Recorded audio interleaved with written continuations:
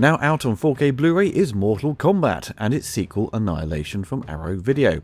The original film hit cinemas back in the summer of 1995, directed by Paul W.S. Anderson, who had come to the attention of the producers thanks to his debut film Shopping from 1994. Paul Anderson was given a modest budget of $20 million for Mortal Kombat, and it went on to gross $122 million worldwide, and it was a huge hit on home video. It was the most successful video game adaptation at the time, outperforming Super Mario Bros., Double Dragon and Street Fighter commercially and critically. The critics who hated the other video game movies were positive on Mortal Kombat, even the highly stuck-up Gene Siskel, who said, "A lot of effort went into this production. I've never played the video game Mortal Kombat, but after seeing this movie, I'm actually tempted. A lot of fun." Even today, the 1995 film is still considered one of the strongest video game adaptations, but that can't be said for the sequel that hit cinemas in 1997, which is considered one of the worst. Mortal Kombat Annihilation suffered from a terrible script, overstuffed with characters, and was loaded with shoddy visual effects that looked awful even back then. Apparently the film was released unfinished due to a positive test screening, and New Line Cinema felt confident to release it without polishing off the visual effects.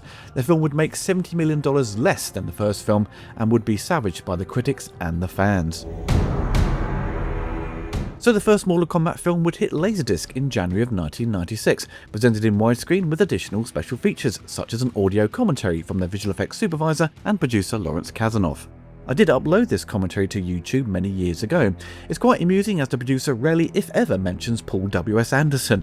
This commentary was never made available on any other formats and is only attached to the US LaserDisc. There would also be a trailer and a bunch of TV spots. Widescreen Review magazine covered the LaserDisc in their issue from April of 1996, awarding the picture 3 out of 5 and the sound full marks. They complained the picture had been digitally enhanced to sharpen the image, and some scenes exhibited noise throughout. The LaserDisc included a PCM Matrix surround track and an AC3 option for Dolby Digital. This was one of the early titles I got on the LaserDisc format, and the Dolby Digital track is fantastic, very aggressive, and a great demo disc to show off the audio format. There was also a DTS version released in 1997, but in a rare situation it didn't sound as good as the Dolby track, sounding a lot quieter. For me, I was always quite happy with the picture on the LD, though it did get a bit noisy, as Widescreen Review pointed out, during the excessive red and orange scenes, the prime example with the fight between Johnny Cage and Scorpion. Mortal Kombat would hit DVD in January of 1999 in the USA with a full screen and widescreen version included in one of those snappy DVD cases. The widescreen option was not enhanced for widescreen TVs, but later releases throughout the world would be enhanced to 16:9 for an improved picture. The non-anamorphic image was a transfer taken from the LaserDisc. It would feature the Dolby Digital 5.1 track and include only a trailer and some text profiles for the characters. Later releases included the making of featurette and additional trailers. In all, a pretty poor effort for extras on DVD, considering the popularity of the film. For picture and sound, it fared well with the reviews, especially the DVD transfers with a 16:9 picture. You could see the benefit of DVD over LaserDisc with better colours, contrast and detail, and a widescreen aspect ratio would be slightly more faithful to the original theatrical presentation, as the LaserDisc version appeared cropped at the top and bottom. Those were $500 sunglasses, asshole. The Blu-ray would arrive in April of 2011, and of course it's a big step up in picture quality with far more detail on display. And again there would be adjustment to the aspect ratio with more of the image available on the left and right of the frame, so this transfer would exhibit the correct dimensions of the movie that would be repeated come the 4K release. The transfer would take on a darker look, with the blacks crushed in a lot of the scenes. The reviews from the press gave it average reviews, complaining of the skin tones appearing too warm, with Blu-ray.com pointing out the presentation is peppered with noise, haunted by intermittent artifacting and banding, with it getting 3 out of 5 across the various home cinema websites. The audio didn't fare well at all, with the DTS master audio mix sounding unbalanced, too quiet in areas, and the bass severely lacking. Could this be the same weak DTS mix that popped up on the LaserDisc, as the Dolby Digital option on previous releases always had the wow factor? The Blu-ray did include some extras such as a trailer, very exciting, but it did feature the hilarious animated movie The Journey Begins, which looked garbage when it came out with poor 2D and 3D animation. Mortal Kombat finally comes to 4K since its upgrade to 1080p 15 years ago, and thankfully it comes with some decent extras. But I might add it is missing a couple of important contributors. Firstly, let's look at the packaging. It comes in a sturdy box with a slipcover. Both Blu-rays feature new artwork with posters included, with reversible sleeves featuring the original poster designs. Included is a booklet with new write-ups by Simon Ward and John Turani, and it also features a lot of behind-the-scenes photos I've never seen before. I do like the banner at the top of the book, reminding me of the old strategy guides they produced back in the 90s for the video games. So how does the 4K picture hold up? Watching this on my OLED, I was really impressed. The HDR grading is not too over the top and appears very subtle. There is no visible noise reduction, and the 35mm grain is visible but not excessive. The benefit of this new scan of the 35mm negative has brought out a lot of the detail, especially during the daytime scenes. Gone is the oversaturated skin tones, resulting in a more balanced picture. With its budget limitations and perhaps being a bit too ambitious with the CGI, there are a number of shots that look very dated, but to my surprise, despite the increase in resolution, they don't look worse, but you can see the shift in the grain, as the visual effects would have been rendered in 2K at the time and transferred from video to film. Overall, it's the best the film has ever looked, with a really impressive job on the mastering. In terms of audio, we have two options, a 5.1 and a 2.0 stereo mix. The stereo track isn't bad, but there were issues with the balance, with the dialogue being too quiet in places and the sound effects and music being too loud. So I did find myself having to adjust the volume when the dialogue kicks in, and when the action starts, I'd turn the volume down a tad. I didn't do it that often, but it's an issue that is apparent. The 5.1 mix is presented in DTS. Now, this audio mix doesn't appear to have the same issues the previous Blu-ray had. It was definitely a far more pleasing experience with a nice balance between the dialogue, sound effects and music. The sound mix does become a bit front heavy in places, but when it goes full swing, making use of the surround sound channels, it brings a lot of excitement to the fight scenes. Reptile.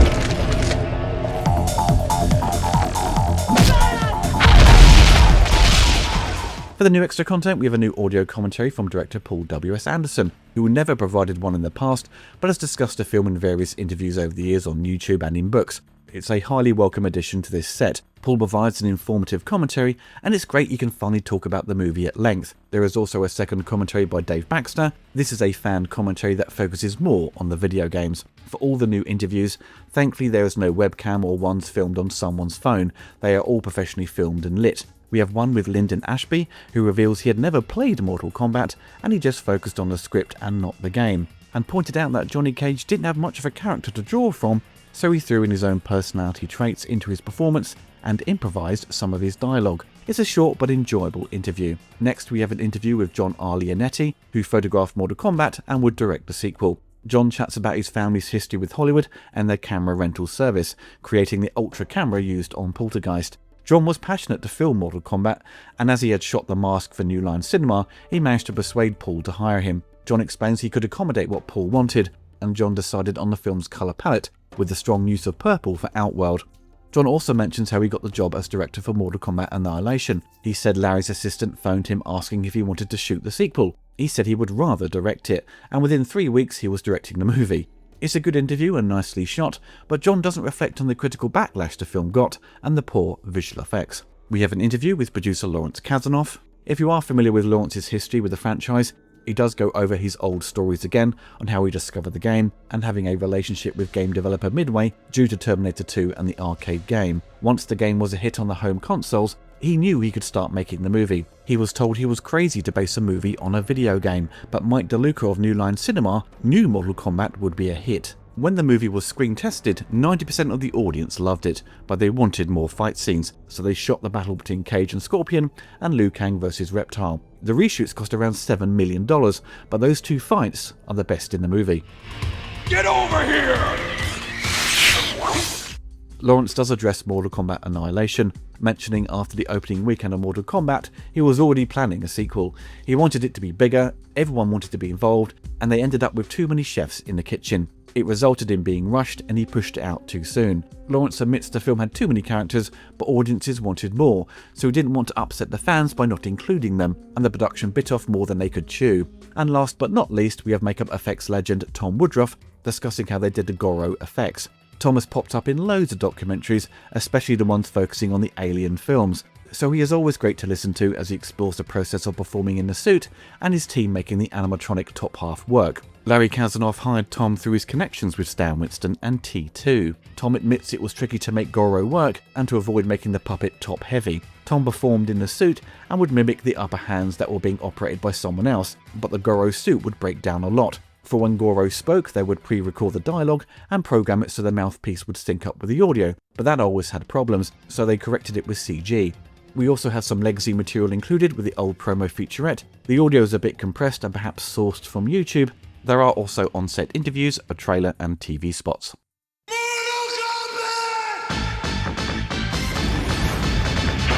Mortal Kombat Annihilation would hit LaserDisc and DVD at the same time in April of 1998. There would also be a DTS release on LaserDisc a few months later. Annihilation would fare better with the reviews when it came to the picture and sound. Widescreen Review magazine covered both the LaserDisc and DVD, saying, "The anamorphic DVD's vertical and horizontal resolution, when viewed in the component video output, is a stunning improvement over the LaserDisc. Colour fidelity is good with natural flesh tones, vivid colours and deep blacks that are more pure on the DVD, while the LaserDisc appears darker in character. Images are extremely sharp and detailed with good contrast and shadow detail. I used to own the DTS LaserDisc, and I recall the picture being pretty good as it was a late release in the format's life, and the DTS track was fantastic." The film would hit Blu-ray the same time as the first film, and the picture transfer was highly criticised by the critics, with Blu-ray.com, DVD Talk and High Def Digest giving it low scores. The websites complain the skin tone saturation is all over the place, black levels bobble between disastrously dark and terribly muted, contrast dips and dies from scene to scene, sometimes even shot to shot, and detail is wildly inconsistent, particularly when the film's haphazard visual effects appear. With the old DVD scoring quite well at the time, it appears its jump to HD revealed more of its flaws. Checking the transfer myself, if you pay close attention to the intro sequence to the film, it has the incorrect aspect ratio with black bars on the left and right, and the image would correct itself when it cuts to the opening prologue, showcasing footage from the first movie. Throughout the film, the whites are blown out as the highlights have been increased, a teal grade applied in many scenes, there are random shots that are soft in focus, with the opening sequence with Shao Kahn and his cronies appearing to do battle with Raiden, exhibiting a very messy visual style. Matthew Leonetti is a fantastic cinematographer, but in post-production it's clear it became a mess to try and incorporate the computer effects, and a lot of manipulation in the grading process resulted in an inconsistent look. So the upgrade to 4K, the picture is sharper, the colours are resolved better, with natural skin tones for the scenes that don't have purple lighting everywhere. It's the best it's looked on home video, but as the film inherently has these grading issues, as highlighted earlier with the CG, it's a bit of a hot mess. The animality inclusion was their biggest mistake, as it was a joke fatality in the game, like friendships and babalities. Imagine if Liu Kang turned, I don't know, Noob Saibot into a baby. It would turn the film into a comedy, and the filmmakers take the animality stuff too seriously, and the end result is one of the most embarrassing CG sequences in a Hollywood production, and having it available in 4K doesn't do it any favours. When Liu Kang defeats Shao Kahn and the world is corrected, they cut to standard definition footage of New York, San Francisco and Paris, further fueling the idea that the film was unfinished. These shots feel like placeholders. There is nothing wrong with the transfer, it's just a pretty bad looking movie that looks unfinished. With the audio, it's definitely an improvement over the old Blu-ray. The volume is louder, doesn't sound as compressed in parts. It's got the punch of the old LaserDisc DTS mix. That's why I bought the LaserDisc back in the day. I knew the film was rubbish, but I knew it had a really impressive DTS track. It's funny they spent little time finishing off the visual effects, but a lot of effort went into the sound mix and the choice of techno tunes to litter throughout the film. As the album for the first film sold so well, they wanted to repeat that success. Both the audio options deliver the goods, but if you have the speaker set up, it's wise to go with the 5.1 track. Get over here!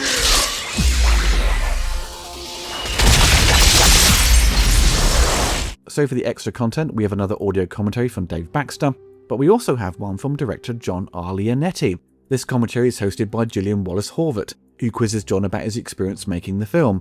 Gillian tries to get John to address the film's problems, but John is very diplomatic and tries to avoid that and wants to highlight its strengths, in particular the fight scenes and working with his brother who would photograph the film. But John did reveal that Lawrence Kasanoff was doing his own cut after a screen test, and John was doing his director's cut. John expressed not being happy, but didn't want to continue that line of discussion. For the additional interviews, we have one from Rosetta Vander, who played Sindel. She talks about how she got into the industry and how she got the role. She mentioned she got the part, but they took ages to sign the contract. Little did she know that they went ahead and cast someone else while shooting in the UK. They weren't impressed with this other actress, so they went back to Mozzetta and signed her on. Next up is an interview with composer George S. Clinton. He talks about the early days of his career being part of a band and moving into the film industry working with Cheech and Chong. George would provide the scores to the American Ninja movies for Canon Films, and as he had connections with New Line Cinema, this would lead to him getting the job on Mortal Kombat. A great interview loaded with trivia I didn't know, so worth a watch. And finally, we have an interview with stunt performer JJ Perry, who doubled Lyndon Ashby for the reshoots of Mortal Kombat 1, and for the sequel he played Cyrax, Scorpion and Noob Saibot. He chats about his history training in Taekwondo, enlisting in the military, and wanting to move into stunt performing. JJ has had a crazy career and has appeared in loads of films. He is full of interesting stories, and it's a great interview I didn't know I needed. It's really great to see Arrow put the effort into this release, but it could have been more substantial to make it even better. Firstly, it's missing an interview with Robin Shou, the main star of both movies. Where's Brian Thompson, who played Shao Kahn? He has done plenty of interviews before for other movies that have received special editions. Christopher Lambert would have been nice to talk to about his experience making the film, as he was a fan of the video games. What we get is a slightly odd mix of talking heads. It feels a bit compromised. I don't think fans are rushing out to hear Mozzetta Vander's opinions on playing Sindel, a character who doesn't have much screen time in the film, and she is lumbered with some of the worst dialogue. You're alive. Too bad you will die. As both movies make use of CGI, especially the second movie as they go too far with it, perhaps they could have included an interview with one of the visual effects artists and the challenges they faced at the time. So perhaps a little more thought could have gone into the extras. I'm sure the producers reached out to other talent and things may have not worked out due to scheduling or money. So in terms of extra content, it's good, but it could have been so much better. I know most people won't be entirely interested in owning Mortal Kombat Annihilation, which has made many lists of the worst movies ever made, and for good reason. But saying that, it is entertaining trash to point at and make fun of. Presentation-wise, Arrow and Warner Brothers have done a really good job with the transfers, and that is the most important selling point. Mortal Kombat 1 in particular looks brilliant. So if you are a fan of the franchise and grew up on those films, then it's an easy buy. And it's worth the upgrade if you've only got the old DVD or the lackluster Blu-ray from 2011. Arrow are continuing their trend of putting out decent re-releases from Warner Brothers' back catalogue. I just think the extra special features need to have a bit more thought put into them. Instead of a collection of interviews, perhaps edit them into a retrospective video about the making of the film, and I think that would be more interesting to the fans. This was common practice back in the days of DVD. I know budgets have shrunk over the years for doing special features, which I understand, but when re-releasing movies that have a big fan base, I think it's worth going the extra mile. You weak, pathetic fools! I've come for your souls! I don't think so. Flawless victory. I hope you enjoyed the video. Don't forget to click the like button and hit the bell to be notified of my latest reviews. Big thanks to my patrons and YouTube members for supporting the channel. If you want to get involved and gain access to exclusive videos and take part in Q&As, follow the link below.